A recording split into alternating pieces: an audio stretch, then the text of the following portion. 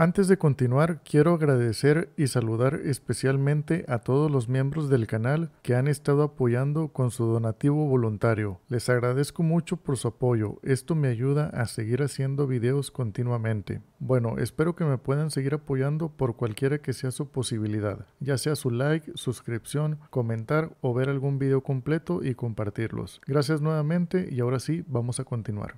Página 161, ejercicio 1, ¿de qué depende? Consideren los siguientes triángulos rectángulos, tomen las medidas indicadas y completen la tabla. Bueno, aquí nada más como aclaración para que no se confundan. Tenemos un triángulo grande, ¿verdad? Que tiene varias secciones. Nos van a pedir las medidas del triángulo PQR. Eso sería considerar, digamos, la punta del triángulo. Este sería un lado formado por PQ, otro lado con QR y otro lado con PR. Luego, para el triángulo formado por PST, ahí se va a considerar desde aquí hasta aquí. Y luego el siguiente lado es este y el siguiente lado es este. De modo que la medida que tengamos aquí se va a sumar con la de acá, ¿verdad? Para formar todo esto. Igual aquí también estas dos secciones van a formar nada más esta. Y para el triángulo PUV, ahí ya estaremos considerando todo el triángulo completo, así. De modo que este lado se compondría de esta medida y esta medida.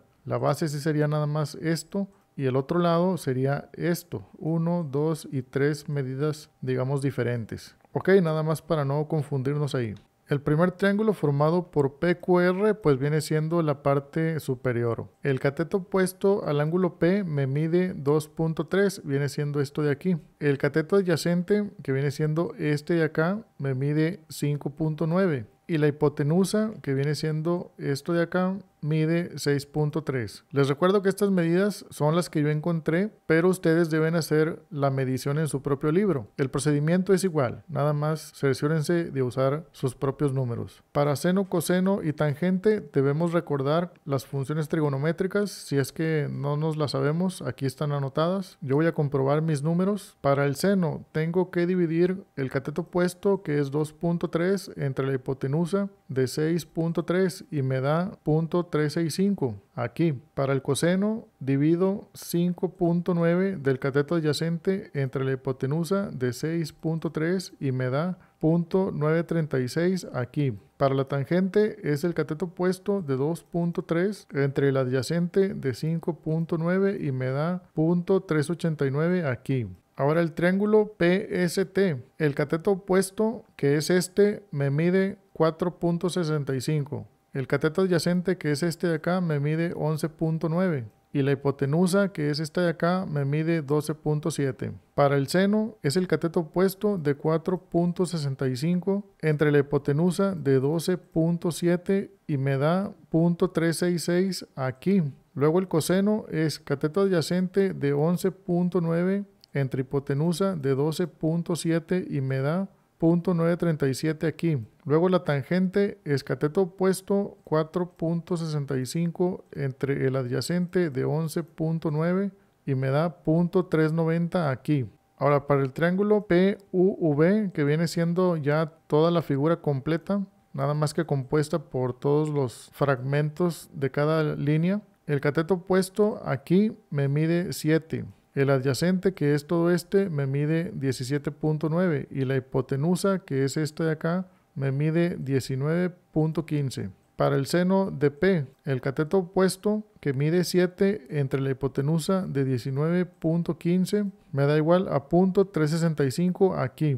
Para el coseno, que es el cateto adyacente de 17.9 entre la hipotenusa de 19.15, me da igual a 0.934 aquí. Para la tangente, que es cateto opuesto, que es de 7, entre cateto adyacente de 17.9, me da igual a 0.391 aquí. Como podrán ver, los valores son bastante cercanos. Aquí tengo 0.365, 0.366, 0.365. Aquí 0.936, 937, 934. Aquí 0.389, 390, 391. Con esto estamos comprobando algo que nos van a preguntar más adelante. Lo voy a mostrar de una vez. Dice, el valor de las razones trigonométricas no depende del tamaño del triángulo, sino de la medida del ángulo. Nos preguntan si es verdadero o falso. Respondemos que es verdadero, ya que aquí, por ejemplo, aumentó el tamaño, vimos las medidas que fueron creciendo, pero aquí, por ejemplo, siempre hablamos del ángulo P. Ese se mantuvo en común, como les dije, cuando creció el triángulo así de este tamaño. Ahí está, este está igual. Y también cuando crece por completo así de este tamaño, este ángulo viene siendo el mismo. Su valor no ha cambiado. Es decir, el valor de su seno o coseno o tangente viene siendo el mismo, a pesar de que haya crecido en otros tamaños, porque ese es un valor que no va a cambiar, así está definido. Nos pregunta el inciso A, ¿son semejantes los triángulos? Respondemos que sí. Argumenta en la respuesta, podemos poner que todos tienen el ángulo P en común y también tienen otro ángulo de 90 grados, el que está por aquí. Con esos dos ángulos, recordemos, ya el tercer ángulo que ocupen debe ser complementario para los 180 grados internos, así que de ese modo se tendría que mantener una proporción congruente entre todos. El inciso C nos pide que propongamos medidas para otro triángulo semejante a los tres anteriores, considerando P como uno de los ángulos agudos y calculando los siguientes valores, el seno, coseno y tangente. Yo aquí tengo mi ejemplo, el ángulo P lo voy a considerar exactamente igual, se ocupa otro ángulo de 90 grados aquí, por lo tanto dejé, digamos, la punta del triángulo igual, nada más extendí un poquito más abajo, 3 centímetros aquí y luego otros 3.25 acá, y este lado que va a ser el cateto opuesto al ángulo P me salió de 3.5 centímetros. Puedo decir que este sería el ángulo X y este el ángulo Y, ¿sí? Para que el triángulo se componga de los puntos P, X y Y, así. Entonces mi cateto opuesto mide esto, 3.5. Mi cateto adyacente, que es este de acá, se va a componer de la medida inicial que estaba aquí en este triángulo rosa, más los otros 3 centímetros que en mi caso miden de aquí a aquí. Y la hipotenusa se va a componer de esta medida que ya estaba en el triángulo rosa, más este otro lado que se extiende aquí, ¿verdad? De 3.25. Ahora, el seno de P, en mi caso, va a ser 3.5 del cateto opuesto que está aquí, entre la hipotenusa completa de acá, que es 9.55, veamos. 3.5 entre 9.55 y me da 0.366. Eso lo anoto por aquí. Luego, el coseno de P va a ser cateto adyacente, que es de 8.9 entre la hipotenusa de 9.55, me da 0.931 aquí.